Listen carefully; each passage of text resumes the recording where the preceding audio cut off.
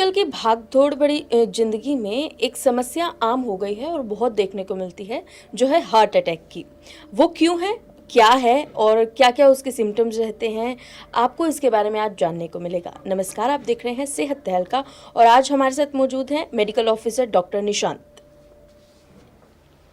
Sir, heart attack की समस्या बढ़ती जा रही है, क्यों ऐसा हो रहा है? Madam, due to sedentary lifestyle हमारे आज के समय में क्या है, हमारी भागदौड़ भरी ज़िंदगी रहती है। हम मेनली ऑफिशियल वर्क हमारा बहुत ज़्यादा रहता है। हम एक्सरसाइजेज को बहुत ज़्यादा प्रिवेंट करते हैं due to our dietary habits. हम डाइट में बहुत ज़्यादा फास्ट फूड का कंजम्पशन कर रहे हैं, बहुत सारी ऐसी चीज़ें ले रहे हैं जो हमारी कोलेस्ट्रॉल, जो हमारा ट्राइग्लिसराइड, इन सबको बढ़ाने में हमारे जो है वो रहता है। कुछ ऐसे हम खान पान ले रहे हैं जिससे एथरोस्क्लेरोसिस होता है, जिसकी वजह से हमारा जो आर्टरीज़ हैं वो बंद हो जाती हैं।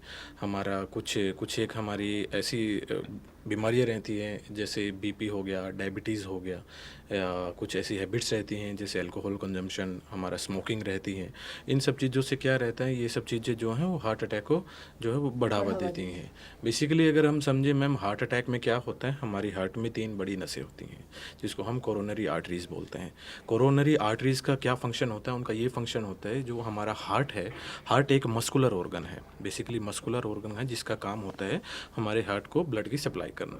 तो मस्कुलर ऑर्गन है तो मसल है, तो उसको भी हमें ऑक्सीजन की नीड रहेगी कि अपने काम करने के लिए ऑक्सीजन की नीड रहती है। तो वो जो ऑक्सीजन की नीड होती है वो हमारा ब्लड के थ्रू पूरी होती है। कि आपको पता है एचबी के साथ हमारा ऑक्सीजन जो है वो कनेक्ट होके पूरी बॉडी में जाता है। तो वो जो ब्लड होता है उसको हार्ट तक पहुंचाने का काम करते हैं कोरोनरी आर्टरीज, हार्ट की मसल्स तक पहुंचाने का काम करते हैं coronary arteries. Due to any blockage, कहीं पे कोरोनरी आर्टरीज में कहीं ब्लॉकेज हो गई या किसी थ्रोम्बस का आके कोई क्लॉट आके फंस गया, इसकी वजह से क्या होता है, जो हमारी हार्ट की ब्लड सप्लाई है वो रुक जाती है। हार्ट की ब्लड सप्लाई रुकने की वजह से हमारा जो हार्ट का वो जो हिस्सा होता है जहाँ ब्लड सप्लाई रुक गई है उसमें इंजरी होना शुरू हो जाती है। ड्यू टू विच जो उसकी जो कॉन्ट्रैक्शन होती है वो कॉन्ट्रैक्शन कम हो जाती है और हमें सीवियर पेन होता है। तो इस वजह से हमें हार्ट अटैक आता है। और जैसे मैंने बताया, इस चीज़ को बढ़ाने की जो चीज़ें होती हैं शुरू में, डाइटरी हमारी हैबिट, हमारी sedentary lifestyle, lack of exercise, smoking, diabetes, hypertension, ये सब चीज़ें रहती हैं। सर, आजकल एक समस्या सुनने में आ रही है कार्डियक अरेस्ट। तो कार्डियक अरेस्ट और हार्ट अटैक में क्या फ़र्क है, क्या अंतर है और इनके इलाज क्या-क्या रहते हैं? मैम, जैसे कि मैंने आपको बताया, हार्ट अटैक में तो हमारी कोरोनरी आर्टरीज़ होती हैं, उनमें कहीं ना कहीं ब्लॉकेज आने की वजह से या कोई क्लॉट आने की वजह से हमें हार्ट अटैक होता है। कार्डियक अरेस्ट क्या रहता है, कार्डियक अरेस्ट में हमारा जो हार्ट होता है वो, जैसे मैंने आपको बताया कि हार्ट का काम होता है पंपिंग करना। जब कार्डियक अरेस्ट आता है तो हमारा हार्ट जो होता है वो पंपिंग करना बंद कर देता है, अपना फंक्शन जो होता है उसका बंद हो जाता है, जिसकी वजह से हमारे सारे शरीर की जो है वो ब्लड सप्लाई बंद हो जाती है। अगर हम बात करें इसके ट्रीटमेंट की, तो ट्रीटमेंट में हमारा रहता है, जो हार्ट अटैक का ट्रीटमेंट रहता है उसमें तो सबसे पहले हमें एंजियोग्राफी करनी पड़ती है। एंजियोग्राफी में हमारा क्या रहता है, उसमें हम जो कोरोनरी आर्टरीज़ हैं उसमें हम ब्लॉकेज चेक करते हैं। एक डाई के थ्रू हम ब्लॉकेज चेक करते हैं कि किसी न किसी कोरोनरी आर्टरी में या उसकी ब्रांच में कहीं ना कहीं कोई ब्लॉकेज तो नहीं है। उस ब्लॉकेज के लिए हम उसमें बैलूनिंग करते हैं, बैलूनिंग से उसे खोलने की कोशिश करते हैं। उसके बाद उसमें स्टेंटिंग होती है जिसको हम पीटीसीए बोलते हैं। आपने सुना होगा, ये तो सबको सुनने में आता है कि हाँ आज उसको स्टंटिंग हुई है, उसको स्टंट डला। तो वो स्टंट क्या रहता है, बेसिकली जो हम जहाँ पे भी हमें ब्लॉकेज होती है उस ब्लॉकेज को खोलने के लिए हम वहाँ पे स्टंट प्लेसमेंट करते हैं, जिसको हम पीटीसीए बोलते हैं। इसमें तो मैम रहता है हमारा हार्ट अटैक का जो ट्रीटमेंट रहता है। जो हमारा कार्डियक अरेस्ट रहता है, कार्डियक अरेस्ट में मेनली हम सीपीआर देते हैं, सीपीआर, कार्डियो पल्मोनरी रिससिटेशन। उसमें क्या होता है, जो हमारा हार्ट और लंग्स की जो फंक्शनिंग बंद हो जाती है उसको दोबारा रीगेन करने के लिए हम सीपीआर देते हैं। सर, सीपीआर होता क्या है और ये कैसे दिया जाता है? सीपीआर जो है मैम, इसको हम कार्डियो पल्मोनरी रिससिटेशन बोलते हैं।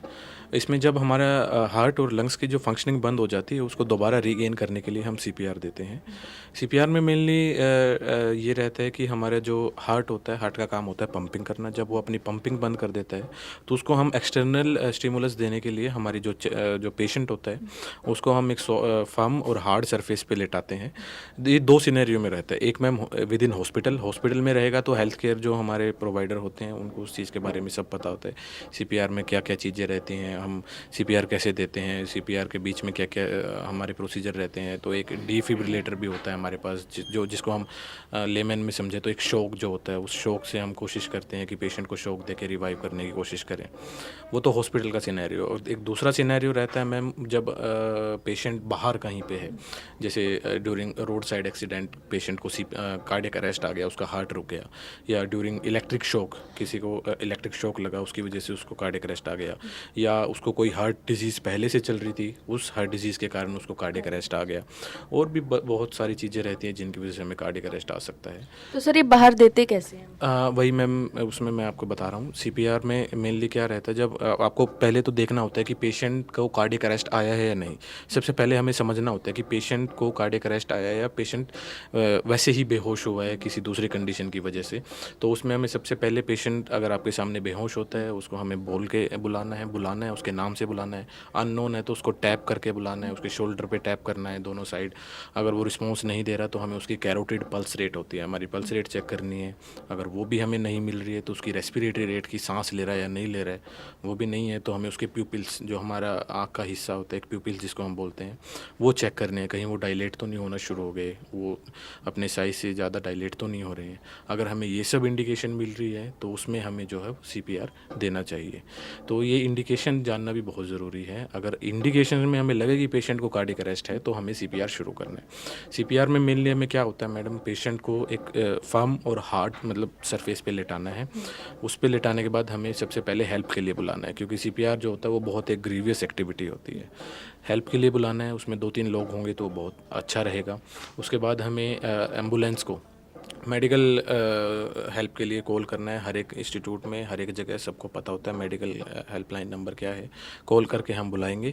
जब तक हमारे पास ACLS एम्बुलेंस आती है तब तक हमें उसको सीपीआर देना है। अब सीपीआर देते कैसे हैं, हमारे हार्ट की सिचुएशन सबको पता है। हार्ट हमारा कहाँ सिचुएटेड होता है, हमारी बोन होती है स्टर्नम, इसके बैक साइड हमारा जो है हार्ट जो है वो सिचुएटेड होता है स्लाइटली लेफ्ट साइड।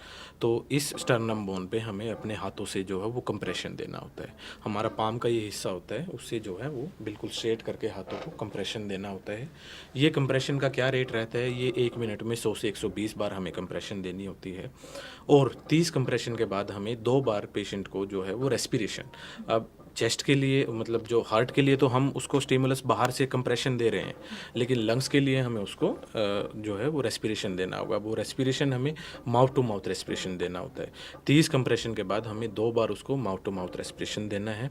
और जब हम रेस्पिरेशन देंगे तो उसकी नोज़ को जो है पिंच करना है और हमें देखना है अच्छे से कि जो उसकी चेस्ट है वो राइज हो रही है या नहीं हो रही है, ताकि हमें पता लगे कि पेशेंट को जो है अच्छे से हमने इफेक्टिव रेस्पिरेशन दिया है या नहीं दिया है। आफ्टर 30 कंप्रेशन हमें 2 बार उसको माउथ टू माउथ रेस्पिरेशन, उसके बाद फिर से हमें 30 कंप्रेशन देना है। ये हमें 2 मिनट तक दोहराना है ये सब चीज़ें, ठीक है, एक साइकिल।